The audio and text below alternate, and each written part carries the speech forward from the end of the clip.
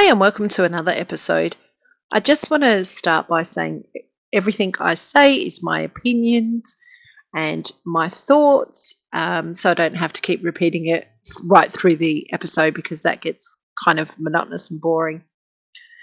But I just want to wind the clock back a little bit to Alvin Ragland, age 82, when he passed away in 2011. At the time of his passing, it was alleged that he had unfortunately tripped over a dog lead and sustained a major head injury, and he died 9 days later. Now, at the time, it was alleged that Doria wasn't home. It happened in front of Doria's home, and that Meghan, aged 29, every report claims that Meghan was 29 years old. It claims that she was in Toronto filming for Suits, which in actual fact is a lie, because Meghan didn't start on Suits and filming until she was 30. So we have that bit of a discrepancy there about 29, 30, doesn't make sense. So that kind of rings alarm bells with me. Now, the fact that Doria wasn't home either, and there was no witnesses, and this man sustained a major head injury, is also a bit of a red flag that makes you kind of think how he had fallen over this dog lead and sustained such an injury. Of course it can happen. I mean, like I said, these are my thoughts and opinions. Of course it can happen to sustain a major injury like that, depending on how you fell. Now, Alvin had an amount of money, quite a large amount of money, at the time of his passing. And it was said to be split between Joffrey and Doria. Joffrey is his other son to another marriage. Now, at the time of Alvin's passing, Doria's side of the family, there was a lot of arguments. It was reported there was a lot of arguments over how he had passed, how he got injured, etc. Now, I have my own thoughts and opinions on how that possibly could have happened with the amount of injury that he sustained, but I guess I'll keep them to myself. I mean, it just sounds a little bit fishy, that's all. But at the time, he was worth a bit of money. Also at the time, Meghan was trying to repair her relationship with her mother. And she was trying to do a little bit of a cat and mouse game between her and her father about which parent was there for her, basically, and which parent was financially supporting her. So she was kind of, in Meghan's style, as you can see the way she conducts herself now, kind of play the parents between each other. Like, this one got me this, you didn't get me that, etc. Doria was very, in my opinion, trying to gain Meghan's popularity again as a parent. So in order to do that, the only thing that Meghan actually knows is money. So when Alvin passed away, there was arguments between Joffrey and Doria about who was getting the money, etc., because Doria was looking after her father. So she thought she was entitled to more, shall I say, so because she was the main carer. So she assumed that she wanted more.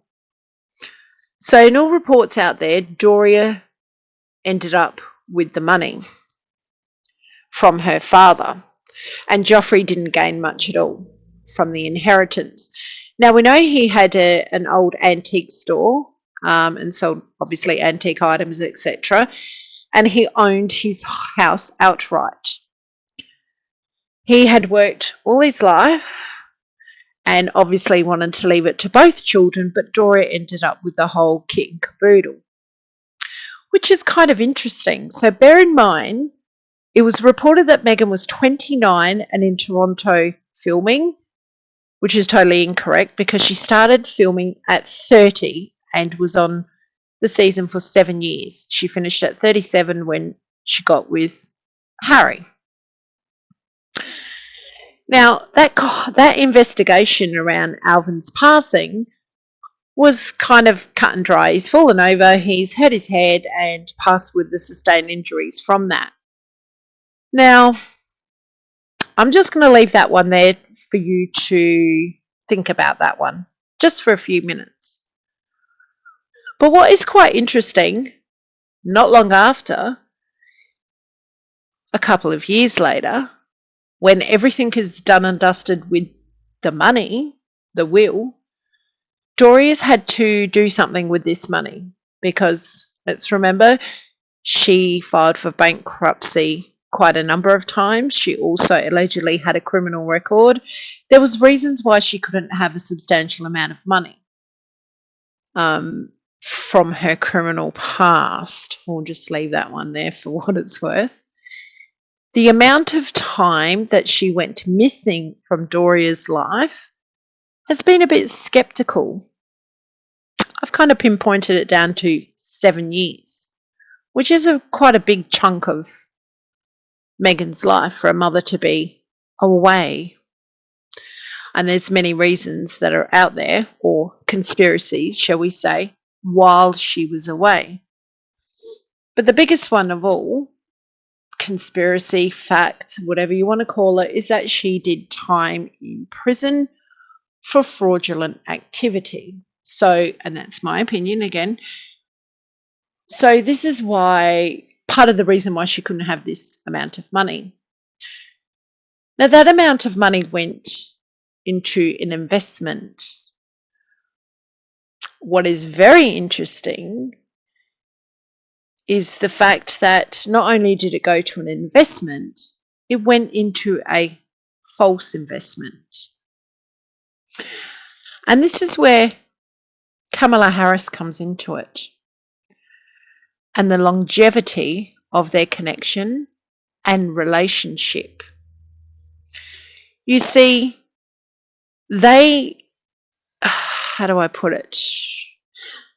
There was a time there that money had to be hidden. Okay? Meghan was a good source to hide that because she started on Suits. So some of that money could be hidden within Meghan's earnings, and she could kind of put that into a bank, etc.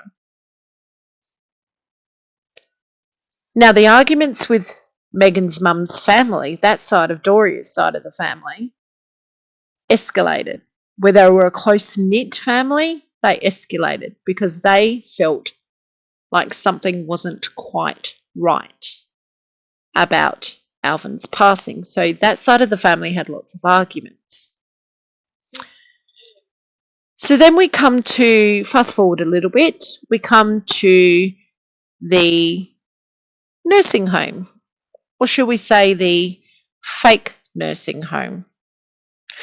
You see, when they went to register this nursing home, the name was quite similar to another agency, named pretty much the same. So if you ring up for a job, a vacancy, or, you know, anything like that, or a place, see if there's a place for your elderly person to be placed into the nursing home, they will tell you that there's no vacancies. They'll also tell you there's no job vacancies, etc. Because this is actually what they call a shell company, basically where you hide money. See, the interesting thing about this is that everyone is focused on Archewell Productions or Archewell Company. Everyone's focused there and about all the missing money there, which is fair enough. That has to be investigated as well. What about all the missing money that is invested in this company that kind of really doesn't exist? Loving Kindness Senior Care Management Incorporated. Why isn't that been investigated? Why has Doria hidden money into something that doesn't even exist? And where does Kamala Harris come into it? You see, the business address, where the address is filed at 900 and, 9665 Wilshire Boulevard, 5th floor, Beverly Hills, California, is actually the address of Meghan Markle's attorney, Richard, or Rick Gino. Ginal? Kind of interesting pronunciation. Now, I find that very, very interesting because that's where the business is registered to. You might not think that is very interesting at all, but in actual fact, there's a connection there with Kamala Harris, as you can see in a photo, and the documents there of where this nursing home or elderly care place is registered to. And not only that, you will find that everything is managed by Meghan Markle's attorney. As just that, a shell company, somewhere to hide money. Now, a shell corporation is a company or a corporation that exists only on paper. It has no office, no employees, but it has a bank account. And it may hold passive investments to the registered owner of those assets. Don't you find that kind of interesting? Now, if you see in the photo, you see where all these connections lie with Kamala Harris and the Raglands, i.e. Meghan Markle. Because the attorney pictured there, you can see the attorney in that photo, is actually who's holding all these assets, yeah? So the connections in the attached photo is Rick Janelle and Andrew Meyer with Kamala Harris, her husband Douglas Emhoff, and there's also Patricia Wheeler in the centre left there. Do you see how it's all connected? Do you see how the Raglands from a number of years ago are connected to Kamala Harris? Do you see where the missing money is going, in my opinion?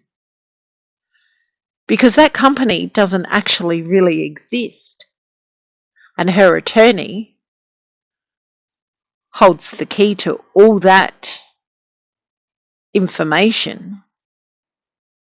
Why does it have to be, why is Doria Raglands' signature with Meghan Markle's attorney, their signature on there as well? And yet they're all intertwined from a very long time ago. If they wanted to look into money that's gone missing, I suspect instead of Archie will, they look into this company, or whatever you want to call it, this fake company. Just before Meghan got with Harry, everything was scrubbed about Alvin's passing. Only a few puff pieces out there, only a few things that Meghan had said that she would have loved to have had him at the wedding and all that kind of stuff. All those articles were out there. Her age is wrong. You might say it's only a year, but that year matters. So does this fake company. So does the shonkiness of the Ragland family. As in, not her extended family, because I believe her extended family were paid a sum of money to be quiet about possibly the passing of Alvin and possibly keeping things very quiet about this so-called company. There would only be one or two reasons for that. Either they didn't know anything about it, or they've been paid a substantial amount of money to keep quiet. Now, that is very interesting, isn't it? That they never say boo. Now, being a loving, caring family and the interactions that they had for many years, I'm sure they would want to say their side of the story. But if you've been paid an amount of money and blackmailed, obviously you're going to have to keep quiet, aren't you? That is also very interesting how Meghan has pulled her mother in so close and claimed her to be this wonderful mother figure. I mean, she may well be a wonderful mother. I mean, these are only my opinions. But the way I see it is that they both need to keep each other close because they have a big secret they're covering up for each other. Does that big secret include how the grandfather actually passed away and for what reason he passed away? Now, we know what has been reported why he passed away, but Meghan said she was very, very close to her grandfather. And in a few articles that she had put out, that she wanted him, if he was alive, she would have liked him to be at the wedding. Kind of intriguing that she spoke about wanting him at the wedding and no one else. No one else from Doria's side of the family. You see, things just don't add up. And we know that every article, in my opinion, that Meghan puts out there is probably not believable because she likes to stretch the truth a little bit. She likes to add pieces that she thinks people are going to fall for. This is getting more and more interesting as it goes on because there's a lot of hidden tidbits, shall we say, a lot of hidden secrets that they don't want to come out, especially Meghan and Doria. Not Meghan's side of the family. See, I believe that they're very respectful. Doria seems to be the one that went a little bit off the rails. But I guess everybody's got someone that goes off the rails in a family. Bit of a black sheep. Someone that delves into things that maybe they shouldn't delve into, such as Doria. This is the reason why I feel Meghan keeps Doria close. Because she can't afford to have her mother not on her team, so to speak. Because things could come out that could make Meghan look not so nice, but then again she hasn't done herself any favours herself. The way she conducts herself out there.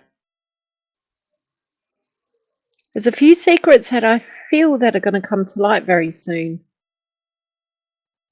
And I don't know if Harry is going to handle all this or if he's so far gone in love with her and besotted by her, like he said in the beginning, that he just won't see it for what it is. I mean, there's no return for Harry, is there? He's apparently got some documentary coming out to throw Camilla under the bus. That is not going to score him any points with anyone in the royal family. All of a sudden, she's the wicked stepmother. Like, he just needs to attack. He has so much negativity, so much dislike for his family. Was this always brewing? Or is this a product of Meghan's injecting him with all this hate and negativity? It's really quite disturbing that they both act in such horrible ways, so vindictive ways. So it's just really disturbing, their mentality towards his family. And, their extended family, Princess Catherine, the children, Like, when does it stop? When is he going to stop attacking? And for what reason does he keep attacking? Like, make no mistake, Harry flies in and out of the UK undetected all the time. That's my opinion. He doesn't need no entourage of security. That's just a facade to get something out of his father. You know, all this talk at the moment that they're separated, etc. I don't buy that for 1 minute, because it's all just another talking point. And I've said it all along, they keep planting these things out there so everybody talks about it. So then they've got more ammunition to shut people down, because then they've got proof that everyone talks about them, everyone makes up scenarios, blah, blah, blah. It kind of plays into their hands. They keep baiting everybody. They keep planting seeds all the time. Is Meghan going to leave Harry? Is Harry going to leave Meghan? I don't believe so. I really don't believe so. I mean, that's my opinion. Does the royal family pay child support? I don't believe so. So what does she gain from leaving Harry? I mean, all she's going to gain is putting out there again to the media that she was so hard done by with her whole 17 months in the royal family. What else is she going to do? Do another sit-down chat with Oprah, or another tell-all book? Of course she's going to write a book. Everybody knows she's going to write a book. People say she won't sell it. Well, she will sell it, because people are going to be intrigued. That's how the human mind works. We're going to be intrigued. We're going to buy it to see what's in it, just like Spare. We want to see what rubbish they have to say. That's my opinion anyway. Let me know what you think. I look forward to your comments, and we will chat soon. Bye for now.